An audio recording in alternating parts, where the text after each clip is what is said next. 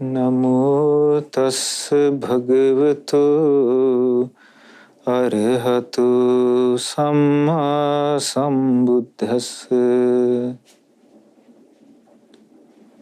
අපගේ පරම පූජනීය ගුරු දේවෝත්තම ලොකු ස්වාමීන් වහන්සේට নমස්කාර වේවා. ශ්‍රද්ධාවන්ත පින්වත්නි, අද අපි මේ විශේෂයෙන්ම අලුතෙන් ආරම්භ කරන සදහම් වැඩසටහනේ ඔබට මේ ඉදිරියට අපි කියා දෙන්න බලාපොරොත්තු වෙන්නේ අපගේ භාග්‍යතුන් වහන්සේගේ උතුම් ශ්‍රී සද්ධර්මයේ සඳහන් වෙන නිර්මල පාරිශුද්ධ ඊටාම ලස්සන බුද්ධ භාෂිතයක් වන උදාන පාළි. උදාන පාළි බුද්ධ දේශනාවල සංග්‍රහ වෙන ඊටාම වැදගත් බුද්ධ වචන පරිසරයක්. උදාන පාළි පින්වත්නි සඳහන් වෙන්නේ ඛුද්දක නිකායේ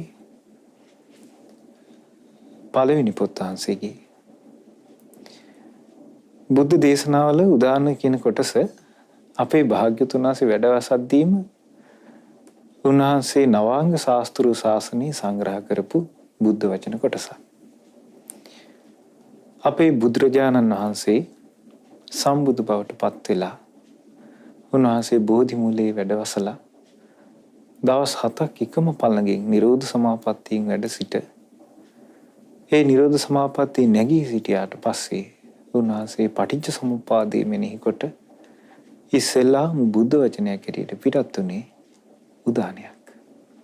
භාග්‍යතුන් වහන්සේගේ සිරිමුව මඩලින් ඉස්සෙල්ලාම පිට උනේ උදානයක්.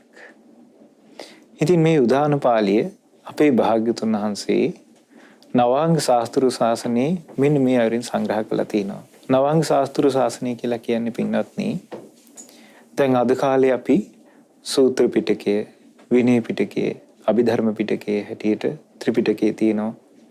ඊළඟට සංයුත්ත නිකාය, අංගුත්තර නිකාය, මජ්ක්‍ධිම නිකාය, දීඝ නිකාය, කුද්දක නිකාය කියලා නිකාය ග්‍රන්ථ 5කින් සූත්‍ර පිටකේ සමන්විත වෙනවා. එතකොට මේ වගේ සූත්‍ර පිටකයක් අපේ ශාස්ත්‍රඥ වහන්සේ ජීවමානව වැඩ සිටිද්දී උන්වහන්සේ ප්‍රකාශයටපත් කරලා තිබුණේ නැහැ. ධර්ම සංගායනාවලදී රහතන් වහන්සේලා තමයි මේ සූත්‍ර සංග්‍රහයන්, විනය සංග්‍රහයන්, අභිධර්ම සංග්‍රහයන් වෙන් වෙන් වශයෙන් පිළියෙල කරලා අනාගත පරපුරට දායාද කළේ. භාග්‍යතුන් වහන්සේගේ බුද්ධ දේශනාවල තියෙන්නේ නවාංග ශාස්ත්‍රීය ශාසනය කටපාඩමින් දරාගත යුතුයි කියලා. නවාංග ශාස්ත්‍රීය ශාසනය කියලා කියන්නේ ඒකේ අංග 9ක් තියෙනවා. පළවෙනි එක තමයි සූත්‍ර. ඔබ දන්නවා සූත්‍ර දේශනා ඔබ ඕන තරම් අහලා ඇති. දැන් අපි දන්න සූත්‍ර දේශනාවල තියෙන චූලහත්ථිපද උපම සූත්‍රය, ඊළඟට චූලකම්ම විභංග සූත්‍රය, මහා කම්ම විභංග සූත්‍රය ආදී අපි දැන් ඔය නොඑක් සූත්‍ර දේශනා නමින් හඳුන්වන දේවල් සූත්‍ර ධර්මයන්ට අයිති. ඊළඟට තියෙනවා ගෙය්‍ය. ගෙය්‍ය කියලා කියන්නේ ගාථා සහිත දේශනා. එතකොට එතන සූත්‍ර දහම් කරුණකුත් භාග්‍යතුන් වහන්සේ විස්තර කරනවා. ඒ වගේම ඒ දහම් කරුණ අවසානයේදී ගාථාවලිමුත් ඒ දහම් කරුණම විස්තර කරගෙන යනවා. එතකොට ඒ වගේ සූත්‍ර දේශනා ගෙය්‍ය කියලා හඳුන්වනවා. ඊළඟට බුද්ධ දේශනා තියෙනවා වේයාකරණ. වේයාකරණ කියලා කියන්නේ පින්වත්නි ගාථා රහිත දේශනා. එතකොට ඒකේ යම් දහම් පරයයක් විස්තර කරගෙන යනවා. එතන ගාථාවකින් භාග්‍යතුන් වහන්සේ ධර්මයේ දේශනා කරන්නේ. ඔබ අහලා ඇති අනාත්ම ලක්ෂණ සූත්‍ර දේශනාව. අනාත්ම ලක්ෂණ සූත්‍ර දේශනාව අන්තිමට තියෙනවා හිමස්මින්ච පන වේයාකරණස්මින් භඤ්ඤමානේ පංචවග්ගයානම් භික්ඛූනම් අනුපාදාය ආසවේහි විමුච්ඡති. ඒ භාග්‍යතුන් වහන්සේ පංච උපාදානස්කන්ධයේ ඇති අනාත්ම බව විස්තර කරමින් ධර්මයේ දේශනා කළාට පස්සේ ඒ දේශනාව අවසානයේ තියෙන මේ වේයාකරණේ වදාරන කල්හි, වේයාකරණ කියන්නේ ගාථා රහිත දේශනාව ප්‍රකාශ කරන කල්හි පංචවග්ගීය භික්ෂූන්ගේ සිත ආශ්‍රවයන්ගෙන් ක්ෂය වුණා කියලා. එතකොට ඒ තමයි වේයාකරණ. දැන් ධම්සක් දෙසුමත් වේයාකරණයක්. ඊළඟට තියෙනවා සුත්තං ගෙය්‍යං වේයාකරණං ගාථා. ගාථා කියලා කියන්නේ දේ ඔබ ප්‍රකටවම දන්නවා. දැන් අපි හැමෝම දන්න ගාථා තමයි ධම්මපදයේ තියෙන්නේ. එතකොට මේ ගාථා රත්න හරි අර්ථවත්. සමහර විට භාග්‍යතුන් වහන්සේ යම් සිද්ධියක් අරපයා සතර පද ගාථාවක් අදාරන්නේ. ඒ සතර පද ගාථාවේ බොහෝම වැදගත් ජීවිත අර්ථ සඳහන් වෙනවා. උදාහරණයක් හැටියට ගත්තොත් මට මතකයි ධම්මපදයේ තියෙනවා පුත්තා මත්ති ධනං මත්ති ඉති බාලෝ විහඤ්ඤති අත්තාහි අත්තනෝ නත්ති කුතෝ පුත්තා කුතෝ ධනං. සමහර ප්‍රමාදී මිනිස්සු මට දරුවන්ගේ කටයුතු තියෙනවා, මට දරුවෝ ඉන්නවා, මට විලමුදල් කටයුතු තියෙනවා, ධනෙ තියෙනවා. එහෙම කියා ඒවා පස්සේ විතරක්ම ගත කරමින් ඒ පිරිස ප්‍රමාදයටපත් වෙනවා. ඒ බාලයා ප්‍රමාදයටපත් වෙනවා. අත්තාහි අත්තනෝ නැති අන්තිමට තමාට තමාවත් නැති වෙලා යනවා. තමාගේ ජීවිතේ කලුරිය කරලා මෙතනින් අවසන් වෙද්දි තමාට තමාවත් නැති වෙලා යනවා කියනවා. කුතෝ පුත්තා දරුවෝ කොහින්ද? කුතෝ ධනං ධනයක් කොහින්ද? බලන්න පින්වත්නි අපේ ශාස්ත්‍රුන් වහන්සේ වදාළ මේ සතර පද ගාථාවේ කොයිතරම් අර්ථයක් තියෙනවද කියලා. ආන්නේවට කියන ගාථා කියලා. ඊළඟට තියෙනවා සුත්තං ගෙය්‍යං වේයාකරණං ගාථා උදාන. උදාන කියලා කියන්නේ භාග්‍යතුන් වහන්සේගේ සිරිමුව මඩලින් નિરાයාසයෙන් ගලා ගිය උතුම් දහම් පරයය. අටුවාචාරින් වහන්සේලා දීඝනිකාය අට කතාවේ ඊළඟට උදාන අට කතාවේ සඳහන් කරලා තිනවා යම්කිසි විලකට පොකුණකට උල්පතකින් ජලය ගලා පැමිණ ඒ ගලා එන ජලය දරා ගන්න බැරිව පොකුණේ සීමාව අවසන් කොට පොකුණින් වතුර උතුරලා යන යම්සේද ඒ වගේ අපේ ශාස්ත්‍රුන් වහන්සේගේ හද මඩලේ යම්කිසි ප්‍රසාද සංවේගදායක අවස්ථාවල උන්වහන්සේ පෙර සූදානමක් නැතුව ඒ අවස්ථාවේ નિરાයාසයෙන්ම ගලා යන බුද්ධ වචන උදාන කියලා කියනවා. දැන් පින්වත්නි උදාන පාළියේ සංග්‍රහ වෙන උදාන කොටස් තියෙනවා. ඊට අමතරව අපිට උදාන තියෙන තැන් බුද්ධ දේශනාවල මුණ ගැහෙනවා. ධම්සක් පැවතුම් සූත්‍රය දේශනා කොට අවසානයේ ඔබ ධම්සක් පැවතුම් සූත්‍රය සජ්ජායනා කරලා තියෙනවා නම් ඔබ දන්නවා. ධම්සක් පැවතුම් සූත්‍රයේ තියෙනවා දෙවිවරුන්ගේ දහම් ගෝසාව. ඒ දෙවිවරුන්ගේ දහම් කොටස අවසානයේදී ඒ සූත්‍ර දේශනාව අන්තිම හරියේදී තියෙනවා අපගේ කොණ්ඩඤ්ඤයන් වහන්සේ මේ ධර්මය අවබෝධ කරාට පස්සේ අපේ ශාස්ත්‍රුන් වහන්සේගේ මුව මඩලින් ප්‍රීති වාක්‍යයක් පිට වෙනවා.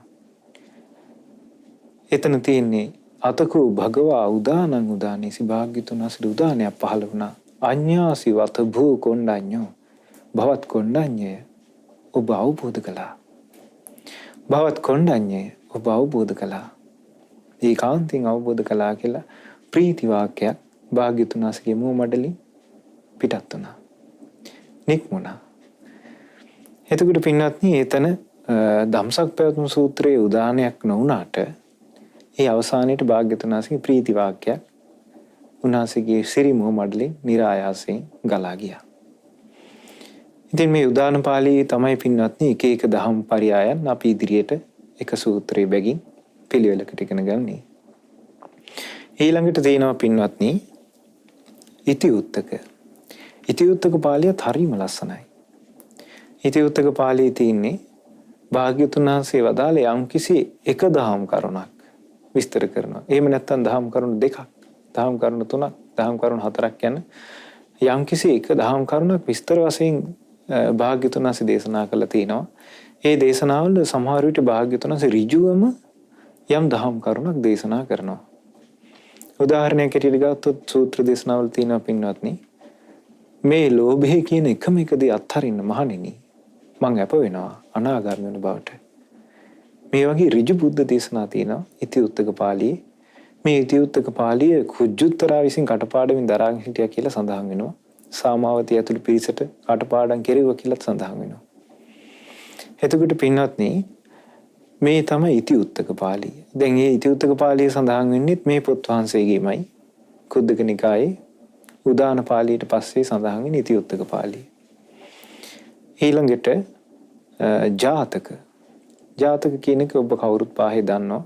අපේ භාග්‍යතුන් වහන්සේගේ පෙර ජීවිතවල යම්කිසි සංසිද්ධි මුල් කරගෙන භාග්‍යතුන් වහන්සේ දහම් පරයයන් දේශනා කරනවා. ඒ පරණ පෙර ජීවිත කතා විස්තරෙත් ඉදිරිපත් කරලා.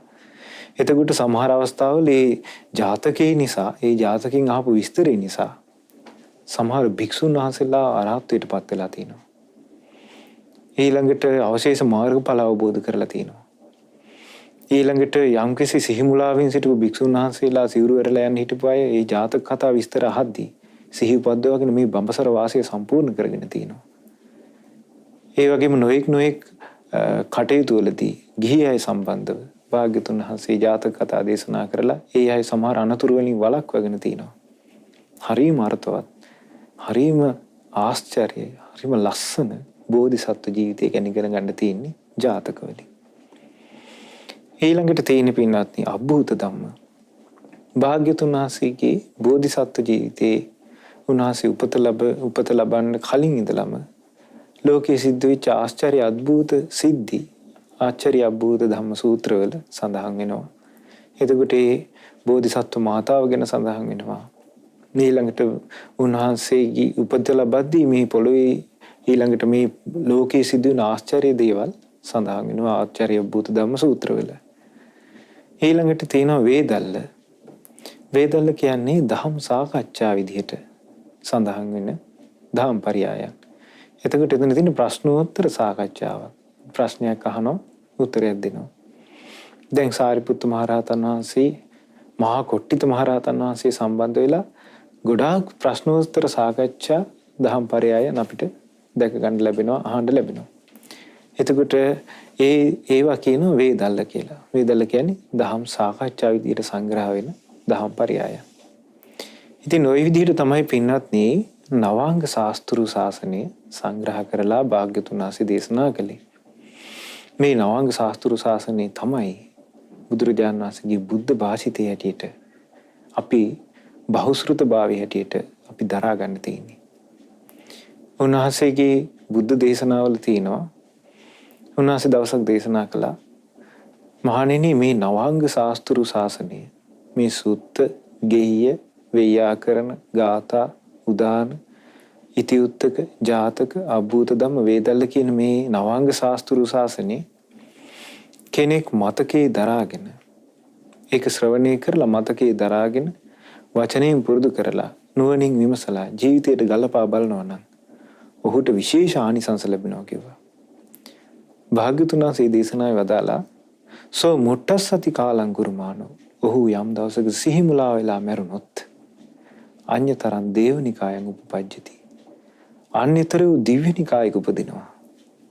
එතකොට පින්වත්නි මේ පුද්ගලයා සිහිමුලා වෙලා මැරෙන්නේ. ඔන්න හොඳට මතක තියාගන්න. මේ දේශනාවේ තියෙන්නේ සිහිමුලා වෙලා මැරුණොත් අඤ්‍යතරං දේවනිකායන් උපපජ්ජති. ඔහු දිව්‍යනිකායක උපදිනවා. එහි ඉපදිලා යම් කිසි විදිහකට දිව්‍ය කාමයට වසඟ වෙලා ඔහු ප්‍රමාදී වාසය කරන්න පුළුවන් කියනවා. එහෙම ප්‍රමාදී වාසය කළත් හිමීට ඔහුට කාලයක් ගිහිලා කල්පනා වෙනවා මම කොහේ ඉඳලා දාවේ මනුස්ස ලෝකෙ ඉඳලා මම මොන ධර්මයක්ද පුරුදු කළේ. භාග්‍යතුන් වහන්සේගේ මේ නවාංග ශාස්ත්‍රු ශාසනය පුරුදු කළානේ. එහෙනම් මට දැන් කරන්න තියෙන්නේ නැවත මේ සිත ධර්මයේ ප්‍රගුණ කිරීම පිණිස දියුණු කර ගැනීමයි කියලා ඔහු සිහිපද්දව ගන්නවා කියනවා. එහෙම සිහිපද්දවගෙන බුදුරජාණන් වහන්සේ වදාරනවා දන්දෝ භික්කවේ සතුප්පාදෝ. මහණෙනි ඒ පුරුෂයා ඒ දිව්‍ය පුත්‍රයාට සිහි උපදින්නේ බොහොම හිමින් කියනවා. හැබැයි කිප්ප මේ විශේෂගාමී හොතු. වහාම විශේෂගාමී වෙනවා. මාර්ගඵල අවබෝධයක් කරා යනවා. එහෙනම් මේ නවාංග ශාස්ත්‍රු ශාසනය ඉගෙනීමේ වාසිය පින්වත්නි මේ ජීවිතෙන් අවසන් වෙන එකක් නෙවෙයි. මේ නවාංග ශාස්ත්‍රු ශාසනය කටපාඩමින් දරා ගැනීමේ වාසිය මේ ජීවිතෙන් අවසන් වෙන එකක් නෙවෙයි. මේ නවාංග ශාස්ත්‍රු ශාසනය හැදෑරීමේ වාසිය මේ ජීවිතින් ඉවර වෙලා යන්නේ. අපිට පරලෝදී උපකාරය පිණිසෙනවා. දෙවියන් අතර ගියාම මාර්ගඵල අවබෝධයටත් උපකාර වෙනවා. ඒ නිසා මේ නවාංග ශාස්ත්‍රු ශාසනය තමයි පින්වත්නි අපේ ජීවිතේට ඒකාන්තයෙන්ම බුද්ධ දේශනා සම්බන්ධව අපි දරාගත යුත්තේ නවාංග ශාස්ත්‍ර ශාසනය හැටියට තියෙන මේ බුද්ධ වචනයි. එතකොට මේ බුද්ධ වචන භාග්‍යතුන් වහන්සේගේ ධර්මයේ විදිහට රහතන් වහන්සේලා පසු කාලීනව සංග්‍රහ කරලා තිනවා ත්‍රිපිටක ධර්මයේ හැටියට. එතකොට මේ ත්‍රිපිටක ධර්මයේ සඳහන් වෙන්නේ මෙන්න මේ නවාංග ශාස්ත්‍ර ශාසනය. එතකොට පින්වත්නි දැන් අද සිට අපි බලාපොරොත්තු වෙන්නේ මේ නවාංග ශාස්ත්‍ර ශාසනයේ සඳහන් වෙන උදාන පාළි ඔබට විස්තර වශයෙන් එකිනෙක සූත්‍ර දේශනා ඉදිරියට ඉගෙන ගන්න ලැබෙනවා. ඔබට ඉගෙන ගන්න ලැබෙයි මේ භාග්‍යතුන් වහන්සේගේ හදමණ්ඩල චිත්තසංතානෙ කොයිතරම් පිවිතුරුයිද නිර්මලයිද. ඒ භාග්‍යතුන් වහන්සේගේ විසරද ඥාන කොයිතරම් සත්‍යයක්ද. උන්වහන්සේගේ නික්ලේශී බව කොයිතරම් සත්‍යයක්ද. උන්වහන්සේගේ විද්‍යාචරණය කොයිතරම් සත්‍යයක්ද. උන්වහන්සේගේ සම්බෝධිය කොයිතරම් ශක්තියක්ද කියලා ඔබට විස්තර වශයෙන් තේරෙයි මේ උදාන පාළි ඉගෙන ගනිද්දී. සාමාන්‍ය පින්වත්නි ධර්මයේ හදාරන කෙනෙක් වුණත් මේ උදාන පාළි ඉගෙන ගන්න ලොකු අවධානයක් යොමු කරන්නේ. ප්‍රකටව අවධානයක් යොමු කරන්නේ. හැබැයි මේ නවාංග ශාස්ත්‍ර ශාසනයේ භාග්‍යතුන් වහන්සේ මාතෘකාවක් වශයෙන්ම සංග්‍රහ කරලා තියෙනවා උදාන පාළි. ඒ උදාන පාළි අපි ඉගෙන ගන්න ඕනි. අපි මතක තියාගන්න ඕනි. අපි චිත්ත ප්‍රසාදයේ පිණිස මේ උදාන පාළි වල තියෙන දහම් පරයයන් ඉගෙන ගන්න ඕනි. ඊළඟට ඒ දහම් බුද්ධ දේශනාවල තියෙන යම් දහම් කරුණු අපේ ජීවිතයට ගලපා බලන්න ඕනි. මේ උදාන පාළි වල අපගේ භාග්‍යතුන් වහන්සේගේ සිරි මුව මඩලින් નિરાයාසයෙන් ගලා ගියේ නික්ලේශී බුද්ධ වචන ගංගාව තියෙන්නේ. මේ උදාන පාළි හරියම ලස්සනයි පින්වත්නි.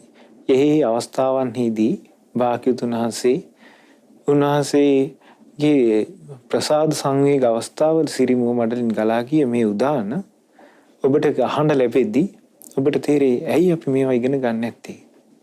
ඇයි අපි මේ බුද්ධ දේශනා කියවන්නේ නැත්තේ? ඇයි අපි මේ ගාථා කටපාඩම් කරගන්නේ නැත්තේ? මේ ගාථා අපිත් පාඩමේ තියාගන්න එක කොච්චර වටිනවද කියලා හිතේ. මම මතක් කළේ ඔබට කලින් මේ බුද්ධ දේශනා උදාන ඊළඟට ඉතිඋත්තක පාළි ආදී ගිහි උදවිය දරාගෙන ඉඳලා තියෙනවා. බුද්ධ දේශනාවසෙන් ගිහි උදවිය දරාගෙන ඉඳලා තියෙනවා. දැන් චිත්තග්‍රහපතිගේ දේශනා අපිට මොන ගහනවා? චිත්ත සංයුත්තේ චිත්තග්‍රහපති බුද්ධ දේශනා සියල්ල කටපාඩමින් දරාගෙන සිටියා කියලා. ඊළඟට ඔබ අහලා ඇති මිලිඳු නාගස ඉන්න ප්‍රශ්නේදී මිලින්ද රජතුමා බුද්ධ දේශනා කටපාඩමින් දරාගෙන හිටියා කියලා ඒ විස්තර සඳහන් වෙනකොට ඒ විස්තර දහම් කතාව අහද්දී අපිට තේරෙනවා.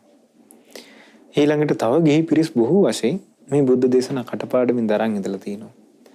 ඉතින් ඒ නිසා පින්වත්නි මේ උදාන පාළි වල එන ගාථා රත්නයන් භාග්‍යතුන් වහන්සේගේ උදාන හරි ලස්සනයි. ඔබට මින් ඉදිරියට එකිනෙක උදාහරණේ බැගින් ඉගෙන ගන්න අවස්ථාව තියෙනවා. ඉතින් අපි හිතනවා ඔබට ඉදිරියට මේ බුද්ධ දේශනාවන් එකින් එක විස්තර වශයෙන් ඉගෙන ගන්න ලැබෙද්දී ඔබේ සිත භාග්‍යතුන් වහන්සේ ගැන ඒකාන්තයෙන්ම පහදී. ඒ වගේ මේ ශ්‍රී සද්ධර්මයේ ගැන ඔබේ සිත ඒකාන්තයෙන් ප්‍රසාදයටපත් වේ. ඒ භාග්‍යතුන් වහන්සේ සමහර අවස්ථාවල ශ්‍රාවක රහතන් වහන්සේලා දැකලා ඒ සංගරුවන දැකලා උන්වහන්සේගේ මුවින් උදාන පිට වෙනවා. සංවේග අවස්ථාවල ප්‍රසාද ජනක අවස්ථාවල. එතකොට ඔබට මේ සංගරුවන ගැන පහදින්න මේ උදාන පාළි වල ලස්සන විස්තර තියෙනවා. ඒ නිසා අපි ඉදිරියට එකිනෙකක් ගානේ මේ උදාන පාළි අපි විසීමෙන් ඉගෙන ගනිමු. ඉතින් හැම දිනාටම අපි ආශිර්වාද කරනවා මේ උදාන පාළි ඉගෙන ගැනීමෙන් අප සියලු දෙනාටත් අපගේ භාග්‍යතුන් වහන්සේගේ ඒ ශ්‍රී සද්ධර්මය අපේ ජීවිතවලට ගලපාගෙන මේ උදාන පාළි ඉගෙනගෙන මේ ප්‍රසාද සංවේග ජනිත අවස්ථාවල අපගේ ශාස්ත්‍රුන් වහන්සේගේ බුදුමුවින් ගලාගෙන નિરાයාසයෙන් ගලා ගිය මේ බුද්ධ වචනයන් ශ්‍රවණය කොට අපටද සිත් පහදවා ගන්න වාසනාව ලැබේවා. අද දින මේ උතුම් උදාන පාළි සදහම් දේශනාව සඳහා අනුග්‍රහය දරන්නේ එංගලන්තයේ පදිංචි පින්වත් නවෝත් සංකල්ප පුතණුවන් ඇතුළු පවුලේ සියලු දෙනා විසින් අපි පළමු කොටම රැස් කළා වූ සියලු පුණ්‍ය ධර්මයන් පින් කැමැති සියලු දෙවියන්ට අනුමෝදන් කරමු. පින් කැමැති සියලු දෙවියෝ මේ පින් අනුමෝදන් වෙත්වා දෙවියන්ගේ දිව්‍ය රැකවරණයත් ආරක්ෂාවත් අද දවසේ මේ උතුම් සදහම් දේශනාවේ දායකත්වයේ දරන මේ පින්නතුන්ටත් ඒ වගේම ලක්වාසී ලෝවාසී සියලු දෙනා වෙතත් සැලසේවා. දෙවියන්ට ධර්මාවබෝධයෙන් සැනසීම පිණිස මේ ධර්ම දේශනාවෙන් ධර්ම දානෙන් ධර්ම ශ්‍රවණයෙන් රැස් කළ සියලු පුණ්‍ය ධර්මයෝ එකසේ උපකාර වෙත්වා. රැස් කළ සියලු පුණ්‍ය ධර්මයන් ඔබ අපගේ ගුරු දේවෝත්තම කල්යාණ මිත්‍ර පින්වත් ලොකු ස්වාමීන් වහන්සේට අනුමෝදන් වෙත්වා. පින්වත් ගුරු දේවෝත්තම ලොකු ස්වාමීන් වහන්සේට නිදුක් නිරෝගී සුවපත් භාවයේ දීර්ඝායු සම්පත පිණිස චතුරාර්ය සත්‍ය ධර්මය අවබෝධ කර ගැනීම පිණිස මේ සියලුම පුණ්‍ය ධර්මයෝ එකසේම උපකාර වෙත්වා. ඒ වගේම ලෝවාසී රටවාසී සියලු මහා සංඝරුවනට අනගාരികා මෑණියන් වහන්සේලාට මේ පුණ්‍ය ධර්මයෝ එකසේ අනුමෝදන් වෙත්වා. නිදුක් වෙත්වා, නිරෝගී වෙත්වා, සුවපත් වෙත්වා. සියලු පින්තුන් වහන්සේලාට ධර්ම අවබෝධය පිණිසම අප රැස් කළ සියලු පුණ්‍ය ධර්මයෝ එකසේ උපකාර වෙත්වා. සාදු සාදු සාදු. අද දවසේ මේ උතුම් සදහම් දේශනාව සඳහා දායකත්වයේ දරන්නේ එංගලන්තයේ පදිංචි පින්වත් නවෝත් සංකල්ප පුතුණන් ඇතුළු ඒ පවුලේ සියලු දෙනා බලාපොරොත්තු වෙනවා. රෝගී තත්වයෙන් පසුවන කැමිලි මලින්සා දියණියට නිදුක් නිරෝගී සුවපත් භාවයේ දීර්ඝායු සම්පත ප්‍රාර්ථනා කරන්න. ඉතින් මේ අසනීප තත්වයෙන් පසුවන්නා වූ කැමිලි මලින්සා දියණියට නිදුක් නිරෝගී සුවපත් භාවයේ දීර්ඝායු සම්පත සැලසේවා. උතුම් බුද්ධානුභාවයෙන්, උතුම් ධම්මානුභාවයෙන්, උතුම් සංඝානුභාවයෙන් ඒ දියණියට ඊතා ඉක්මන් සුවයම සැලසේවා. ධර්ම අවබෝධී පිණිසත් මේ ධර්ම දාණයෙන් රැස් කළ සියලු පින එකසේම උපකාර වෙත්වා. රැස් කළ සියලු පුණ්‍ය ධර්මයන් අද දවසේ දායකත්වයේ දරණී පින්නතුන් නමින් මිය පරලෝකීය යම් ඥාතීන් නැද්ද? ඒ ඥාතීන්ටත් මේ පින් අයිති වෙලා ඒ අයගේ පරලෝ සපවත් භාවයේ පිණිස සුවපත් භාවයේ පිණිස මේ පින් හේතු වේවා. රැස් කළ සියලුම පුණ්‍ය ධර්මයන් ශ්‍රද්ධා රූපවාහිනී කාර්ය මණ්ඩලයේ සියලු දෙනාට, ශ්‍රද්ධා ගුවන්විදුලි කාර්ය මණ්ඩලයේ සියලු දෙනාට, රටවාසී ලෝවාසී සියලු දෙනාට, ඒ වගේම විශේෂයෙන්ම ශ්‍රද්ධා මාසික ධර්ම දාන සමාජික සියලු දෙනාට මේ පින් අයිති වේවා. අද දින ධර්ම ශ්‍රවණය කළ සියලු දෙනාට මේ පින් අයිති වේවා. සියලු දෙනා නිදුක් වෙත්වා, නිරෝගී වෙත්වා, සුවපත් වෙත්වා, සුවසේම ජීවිතය ගත කරන්න ලැබේවා. හැම දිනාටම ධර්ම අවබෝධය පිණිස මේ උතුම් ධර්ම ශ්‍රවණයෙන් ධර්ම දානෙන් රැස් කළ සියලු පින උපකාර වෙත්වා. හැම දිනාටම තෙරුවන් සරණයි. නමෝ බුද්ධාය. මෙවැනි වටිනා ධර්ම දේශනා ශ්‍රවණය කිරීමට ශ්‍රද්ධා ඩේලි YouTube චැනලය සබ්ස්ක්‍රයිබ් කරන්න.